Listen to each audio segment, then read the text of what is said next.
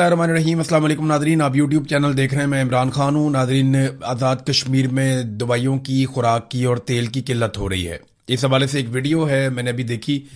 मैं वो वीडियो आपको भी दिखाता हूँ, आपके साथ शेयर करता हूँ। आप देखें, आपको आइडिया हो जाएगा किस तरीके से ज़्यादती की जा रही है आज़ाद कश्मीर में।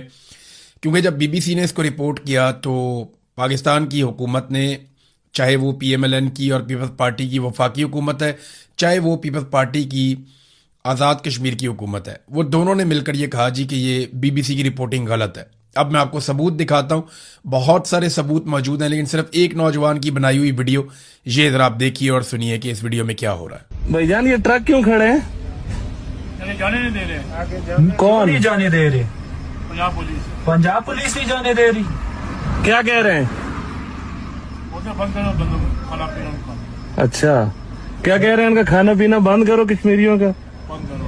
ओहो भाई, ये अभी हम मरी से जा रहे हैं मुजफ्फराबाद की तरफ। जितना भी राशन आजाद जम्मू कश्मीर की तरफ जा रहा था, यहाँ पे पंजाब पुलिस ने ट्रक रोके हैं। ये देखें, ये राशन के साथ लोड है। ये आजाद जम्मू कश्मीर में जाने नहीं दे रही। ये नौजवान जो वहां से गुजर रहे थे, उन्होंने ये वीडियो बना के सोशल मीडिया पे डाली है और ये वीडियो भी सर्कुलेट कर रही है। और बहुत सारी वीडियोज हैं, कुछ मुझे भी लोगों ने भेजी हैं। तो अब आप अंदाजा करें कि ये क्या रियासत के करने का काम है कि तेल बंद कर दो, दवाइयां बंद कर दो, खुराक बंद कर दो। इससे क्या मोहब्बत पैदा होगी? इससे तो शदीद नफरत पैदा होगी। इससे तो ये लोग आपसे नफरत करेंगे। वहाँ खवातीन हैं, बच्चे हैं, बुजुर्ग हैं, बहुत सारे बीमार हैं, उन्हें दवाइयाँ चाहिए, बहुत सारे लोगों को खाना पीना चाहिए। आप क्या चाह रहे हैं कि अवामी एक्शन कमेटी के ऊपर वहाँ के अवाम गोली चला दें और ये आपस में लड़ पड़े वहाँ के अवाम? या आप खुद अब गोली नहीं चलाना चाहते, खाना जंगी करवाना चाहते हैं? यानी खुराक की किल्लत तो गजा में पैदा की जाती है।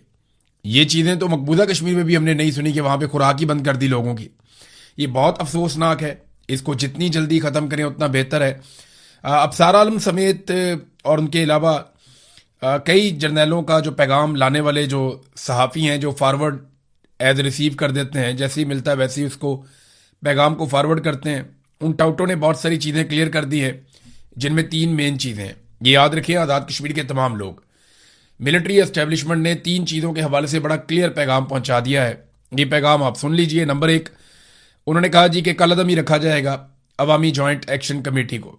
ये कलअदमी रहेगी, ये फैसला एस्टेब्लिशमेंट ने कर लिया। नंबर 2, ख्वाजा महरान, शौकत नवाज मीर, उमर नज़ीर कश्मीरी और सरदार अमान से कोई बातचीत नहीं की जाएगी।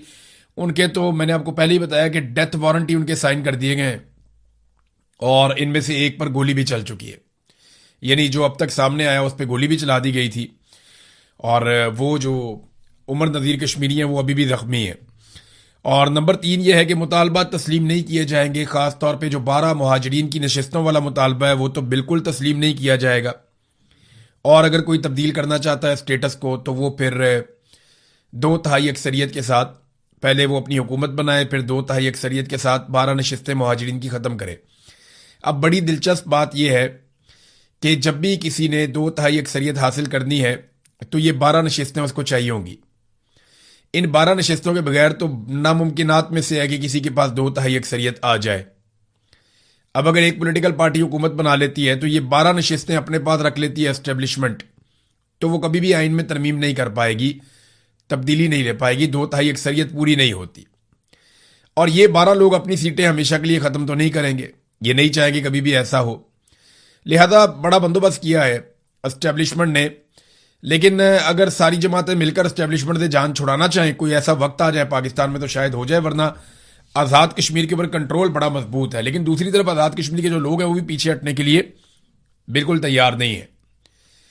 यानी लोग अभी भी बहुत बड़ी तादाद में धरनों में मौजूद हैं, एहतजाज में मौजूद है। और उन्होंने कॉल दी थी, वो बढ़ने वाले थे मुजफ्फराबाद की जानिब, लेकिन फजल रहमान साहब ने कहा कि मैं सालसी करवाता हूँ, आप ये एहतजाज मुअख्खर कर दें। तो उन्होंने फजल रहमान साहब की दरख्वास्त के ऊपर अपना एहतजाज मुअख्खर कर दिया। लेकिन बार बार वो अपने जलसे जुलूसों में कह रहे हैं कि हम किसी वक्त भी आगे बढ़ने का ऐलान कर सकते हैं, हम मुज़ाकरात के लिए लचक दिखा रहे हैं, हमारे मुतालबा तस्लीम किए जाएं, वरना हम आगे बढ़ सकते हैं और दोबारा से एहतजाज शुरू कर सकते हैं। अब जब ये आगे बढ़ेंगे तो इनको रोकने की कोशिश की जाएगी, वहीं पर तसादुम होगा। और जब तसादुम होगा तो दोनों तरफ का नुकसान होगा, क्योंकि आज़ाद कश्मीर की ट्रेन ऐसी है, वो लोग ऐसे हैं कि वो मुज़ामत करते हैं और मुज़ामत के अंदर फिर नुकसान होता है। तो इससे अगर बचना है तो आसान तरीका यह है कि समझदार लोगों को आज़ाद कश्मीर के लोगों के साथ बिठाया जाए, जिनका मुज़ाकरात में तजुर्बा है, जिनको समझ है, और मामले का कोई हल निकालने की कोशिश की जाए। शौकत नवाज मीर ने एक स्टेटमेंट जारी किया, उस स्टेटमेंट में आपके सामने रख देता हूं। मैं आपके साथ हूं, ना मैं गिरफ्तार हुआ और ना ही मैंने मैदान छोड़ा है। हालात और हिकमत अमली का तकाजा है कि कुछ अरसा आप लोगों से दूर रहूं, मगर मेरा दिल, मेरी सोच और मेरी जद्दोजहद आज भी आपके साथ है। याद रखें, हर मसले का हल लड़ाई नहीं होता। बाज़ औक़ात सब्र, हिकमत और दुरुस्त वक्त का इंतज़ार भी जद्दोजहद का हिस्सा होता है। वो वक्त ज़रूर आएगा जब हमारे ऊपर लगाए गए दहशतगर्दी के तमाम इल्ज़ामात इन्हीं लोगों को वापस लेने पड़ेंगे जिन्होंने ये झूठ गढ़ा है। सच को दबाया जा सकता है, शिकस्त नहीं दी जा सकती। अपनी सफ़ों में इत्तेहाद, नज़्म ज़ब्त और हौसला कायम रखें। हमारी जद्दोजहद हक, इंसाफ और अवामी हकूक़ के लिए है और हक की आवाज़ कभी खामोश नहीं होती। ये पैगाम दिया है शौकत नवाज मीर साहब ने। पाकिस्तान पीपल्स पार्टी ने एक बड़ा ज़बरदस्त काम किया है। बिलावल करता यह है कि वो कौमी असम्बली में जाता है और जाके या कहीं पे अगर स्टेटमेंट देता है तो वहां पे बिलावल या पाकिस्तान पीपल्स पार्टी के लोग वो आज़ाद कश्मीर में जो कुछ भी होता है या हो रहा है इसका मलबा वफाकी हुकूमत पे डाल देते हैं कि शहबाज शरीफ के वज़रा ये कर रहे हैं, ख्वाजा आसिफ ने ये वाला स्टेटमेंट क्यों दिया, ख्वाजा आसिफ ने क्यों कहा कि रावला कोट के लोग कश्मीरी नहीं हैं। भी ख्वाजा आसिफ का जुर्म तो इतना सा है, वहां तो गोलियां भी चल रही हैं, बंदे भी मारे जा रहे हैं, वहां तो इंसानों के सरों की कीमतें भी रख दी गई। वहां की जो आवाम की एक मकबूल जमात है जॉइंट अवामी एक्शन कमेटी, उसके ऊपर पाबंदी भी लगा दी गई, उसे कलअदम करार दे दिया गया। ये सारा कुछ कौन कर रहा है? ये पाकिस्तान पीपल्स पार्टी की आज़ाद कश्मीर की हुकूमत कर रही है। फैसल राठौर उस हुकूमत का वजीर आजम है। तो बिलावल बड़ी चालाकी के साथ ना ये साबित करने की कोशिश करता है कि वो तो अपोजिशन है और ये जो कुछ भी आज़ाद कश्मीर में हो रहा है इसके लिए जिम्मेदार बिलावल ठहरा देता है बड़े आराम से शहबाज शरीफ और उसकी हुकूमत को। लेकिन असल में इसके लिए जो बड़ा जिम्मेदार है वो बिलावल खुद है, क्योंकि बिलावल पीपल्स पार्टी है और पीपल्स पार्टी की आज़ाद कश्मीर में इस वक्त जाली हुकूमत है और वो वहां जालसाजी के साथ वो तमाम इकदाम कर रहे हैं, चाहे वो उनके रहनुमाओं के सरों के ऊपर इनामात रखना हो, चाहे उस जमात को कलअदम करार देना हो, चाहे फोर्सेस को दावत देकर आज़ाद कश्मीर में बुलाना हो, चाहे बार बार क्रैकडाउन करना हो, गोली चलानी हो। इन तमाम फैसलों के पीछे जो एक फोर्स खड़ी है वो पाकिस्तान पीपल्स पार्टी है। लिहाजा अब इस फैक्टर को नज़रअंदाज नहीं कर सकते। नाज़रीन, एक नया चूरन पाकिस्तान में बेचने की कोशिश की जा रही है। आने वाले दिनों में बड़ी शद और मद के साथ ये चूरन बेचा जाएगा। एक तो ये साबित करने की कुछ टाउट्स कोशिश कर रहे हैं कि आसिम मुनीर बहुत जमहूरी है, यानी आसिम मुनीर शहबाज शरीफ को स्पेस देते हैं, वो बहुत जमहूरी है। तो ऐसा बिल्कुल नहीं है। आसिम मुनीर जहां मौका मिलता है वो वहां घुस जाते हैं। वो बिल्कुल जमहूरी सोच उनकी नहीं है। वो अपने हलफ की खिलाफ वर्जी करते हैं। अगर वो हलफ की पासदारी करते तो वो कभी भी डिप्लोमेसी के अंदर रोल प्ले ना करते। हलफ की पासदारी करते तो पूरा इलेक्शन चोरी ना करते। हलफ की पासदारी करते तो सियासी मामलात में मुदाखलत ना करते, एक्सटेंशन और इस्तिस्ना जैसी खुराफात के अंदर ना पड़ते। हलफ की अगर वो खिलाफ वर्जी ना करते तो इतनी सारी जबरी गुमशुदगियां ना करते, सहाफ़ियों को, शायरों को और वकला को और पता नहीं किस किस को, इवन पार्लियामेंटेरियंस तक को उन्होंने अगवा करवाया। ये सारा कुछ वो कभी ना करते अगर वो हलफ की पासदारी करते और उनके अंदर एक जमहूरी सोच मौजूद होती। तो एक तो नया चूरन ये है कि जनाब वो बहुत जमहूरी है। दूसरा एक नया चूरन जो है वो बेचा जा रहा है कि इसराइल कहीं आसिम मुनीर साहब को कत्ल करना चाहता है। यानी ये अब खबरें चलना शुरू हो गई हैं, हल्की हल्की इसके ऊपर लोगों ने बातचीत शुरू कर दी है। बाहर से भी एक दो सोर्सेज हैं जिनसे खबर दिलवा दी गई है कि जनाब इसराइल आसिम मुनीर को कत्ल करना चाहता है और उसके लिए कोई बड़ा बारीक वारदात हो रही है। नहीं, ऐसा नहीं है। इसराइल को आज तक पाकिस्तान में अगर कोई हुक्मरान सबसे ज्यादा सूट किया है तो वो आसिम मुनीर है। मैं आपको वजह बताता हूं कैसे। आसिम मुनीर साहब पाकिस्तान के वो वाहिद हुक्मरान हैं जिनके दौर में इसराइल के खिलाफ एहतजाज करने वालों पे गोली चली है। आसिम मुनीर साहब पाकिस्तान की तारीख में वो वाहिद हुक्मरान हैं जिनके दौर में इसराइल के ऊपर या उसके मंसूबों के खिलाफ आप एहतजाज करने निकलें तो आपको गिरफ्तार किया जाता है, आप पे गोली चलाई जाती है, आपके ऊपर सख्ती की जाती है, आप पर छापे मारे जाते हैं, आप पर क्रैकडाउन किया जाता है। पहली मरतबा ऐसा हुआ कि आप फलस्तीन का झंडा पाकिस्तान में नहीं उठा सकते, आप जब उठाएंगे तो उसके ऊपर रद्द अमल आएगा। ये सिर्फ आसिम मुनीर साहब के दौर में हुआ। आप फलस्तीनियों के हक में अगर निकलना चाहें तो आपको कुचल दिया जाएगा। ये सिर्फ आसिम मुनीर साहब के दौर में हुआ।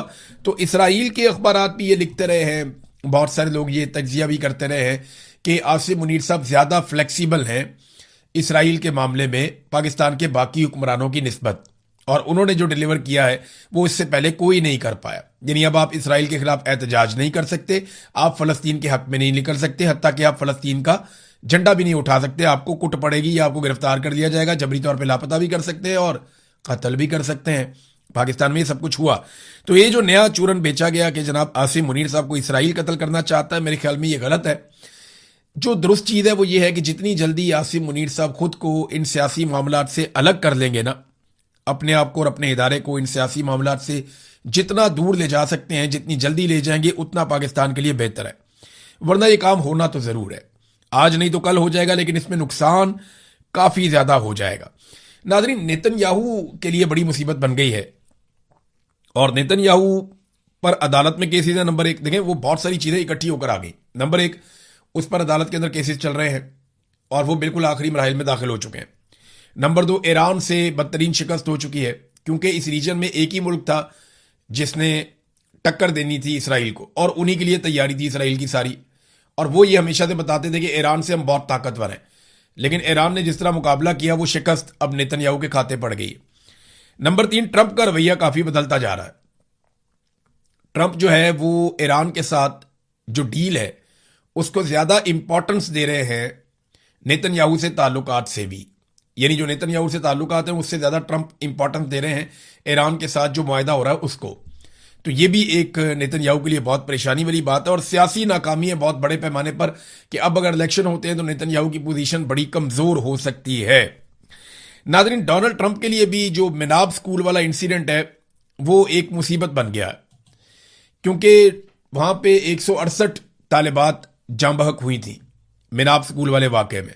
अब डोनाल्ड ट्रंप से ये सवालात पूछे जाते हैं तो उनके पास जवाब कोई नहीं होता। तो इस मरतबा डोनाल्ड ट्रंप ने जो जवाब दिया वो बड़ा घुमा घुमा के जवाब दिया। उसने हर तरह से बचने की कोशिश की, जनाब मैं नहीं जानता कौन जिम्मेदार है, इसका तो तयन होना बाकी है, मैंने अभी रिपोर्ट देखी नहीं है, हवा में बहुत सारे मिसाइल थे, सब लोग मिसाइल चला रहे थे, पता नहीं किसका मिसाइल जाकर लग गया, मुझे नहीं लगता कि वो अमेरिका का मिसाइल था जो जाकर स्कूल के अंदर लगा। देखें, ये रिस्पॉन्सिबिलिटी किसी को तो लेनी पड़ेगी। ईरान ने इसकी मुकम्मल तहकीकात करवाई हैं और आलमी इदारों को उसने ऑफर भी किया कि जो आकर देखना चाहता है, जो चाहिए हम देते हैं। अब मिनाब स्कूल के अंदर 168 बच्चियां शहीद हुई हैं। ये इतना बड़ा इंसिडेंट है कि इसने पूरी दुनिया को हिलाकर रख दिया है।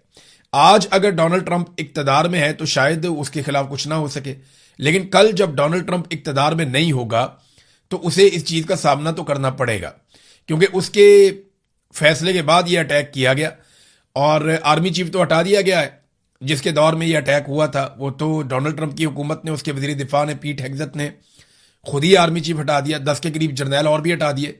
तो पीट हेग्सेट जो है वो एक के बाद एक जर्नैल अमेरिका में तब्दील कर देता है, वो पूछता भी नहीं है उसे कितना ताकतवर है अमेरिका का वजीर दिफा। और एक हमारा वजीर दिफा है जिसकी ये हैसियत है कि उसको कोई भी फोन करके डांट देता है और उससे ट्वीट डिलीट करवा देता है। ये बड़ा अनफॉर्चुनेट है। वजीर दिफा की इतना थोड़ा बहुत हौसला हिम्मत तो होनी चाहिए, लेकिन पाकिस्तान में ऐसा है नहीं। नादरीन, मिनाब स्कूल का वाकया जो है वो अब डोनाल्ड ट्रंप के सामने आस्ता आस्ता आना शुरू हो गया। चंद चीजें जिनका डोनाल्ड ट्रंप को आने वाले इंतखाबात में सामना करना पड़ेगा, क्योंकि मिड टर्म इलेक्शन नवंबर में अमेरिका में आएंगे। अगर डोनाल्ड ट्रंप ये इलेक्शन हार जाता है तो उसके पास अक्सरियत नहीं रहेगी, फिर डोनाल्ड ट्रंप को इम्पीच किया जाएगा। ये डोनाल्ड ट्रंप खुद कह चुके हैं कि अगर मैं मिड टर्म इलेक्शन हार गया तो 100% मुझे इम्पीच किया जाएगा। और अगर डोनाल्ड ट्रंप को इम्पीच किया जाता है या उसका मुआखजा किया जाता है तो रवायत तो यही है कि डोनाल्ड ट्रंप को पीछे हटना पड़ेगा। अब देखते हैं डोनाल्ड ट्रंप रवायत पूरी करते हैं या कंटिन्यू करते हैं, लेकिन वो एक इंतहाई कमजोर सदर होगा जो किसी किस्म की कोई कानून साजी नहीं कर पाएगा, किसी किस्म का कोई फैसला नहीं कर पाएगा अगर वो नवंबर का इलेक्शन हार जाता है। तो ये डोनाल्ड ट्रंप की इस वक्त सिचुएशन है। डोनाल्ड ट्रंप को जो सामना करना पड़ेगा, नंबर एक तो वो एप्स्टीन फाइल, ये सारा मामला अभी फाइलें तैयार है, एक एक चीज निकाली गई है, एक एक चीज की वीडियोस और डॉक्यूमेंट्रीज बन रही हैं और ये तमाम चीजें तैयार हो जाएंगी अगस्त और सितंबर तक। सितंबर अक्टूबर में ये पूरी कंपेन एक लॉन्च की जाएगी और नवंबर में डोनाल्ड ट्रंप को इलेक्शन में शिकस्त दे दी जाएगी। जो प्लानिंग है डोनाल्ड ट्रंप के मुखालिफिन की वो है। तो एक तो एप्स्टीन फाइल का मामला है, दूसरा डोनाल्ड ट्रंप ने जो ईरान के साथ लड़ाई लड़ी, बेवकूफाना किस्म की एक शिकस्त अमेरिका को दिलवाई, अमेरिका के तमाम फौजी अड्डों को बहुत बड़ा नुकसान पहुंचा। अब वो कह रहे हैं कि 87 अरब डॉलर, 87 बिलियन US डॉलर्स वो दिए जाएं, वो कांग्रेस हवाले करे पार्लियामेंट पेंटागन के, ताकि वो अपना नुकसान पूरा करें। अब ये भी डोनाल्ड ट्रंप ने ही कहा और बाकायदा पेंटागन ने इसकी डिमांड भी की। तो ये हो गई दो चीज़ें। तीसरा, ये महंगाई जो बढ़ी है और डोनाल्ड ट्रंप के जो इकदामात हैं, जिस तरह उन्होंने अमेरिका को चलाया, उस पर भी लोग काफ़ी नाराज़ हैं। चौथा, जो मुसलमानों का एक बहुत बड़ा वोट डोनाल्ड ट्रंप को मिला था, पाकिस्तानियों ने बहुत बड़ी कंपेन की थी कि इमरान खान को हर हाल में आज़ाद होना चाहिए।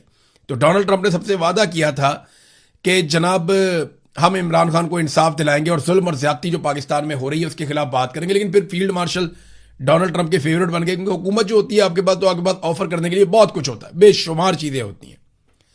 पहले रोजाना खबर आती थी, आज फलाना मिला डोनाल्ड ट्रंप को, आज फलाना मिला डोनाल्ड ट्रंप को। हमें फोन करके ओवरसीज बताते थे कि आज ट्रंप ने ये कह दिया, आज ट्रंप ने ये कह दिया।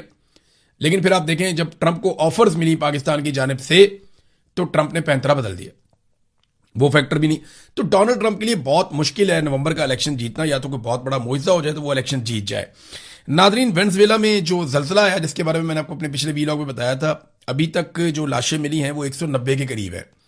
जो इब्तदाई तखमीने आए थे, और फौरी तौर पर जो लोग माहिरीन हैं उन्होंने कहा था कि 10,000 से जायद और 1 लाख तक भी उन्होंने खदशे का इजहार किया था कि लोग जाँ बहक हो सकते हैं। लेकिन अभी वो उस तरह नहीं नुकसान हुआ, लेकिन नुकसान बड़े पैमाने पर हुआ है। अब तक 190 लाशें जो हैं वो निकाली जा चुकी हैं और लगातार रेस्क्यू का काम जारी है। तो अभी अगले 24-48 घंटों में हमें बिल्कुल समझ आ जाएगी कि वेनेजुएला में कितनी शिद्दत का जलजला था, कितना नुकसान हुआ और कब तक वो रिकवर करेंगे। अब तक के लिए इतना ही। अपना ख्याल रखिएगा, अपने इस चैनल का भी। अल्लाह हाफिज़।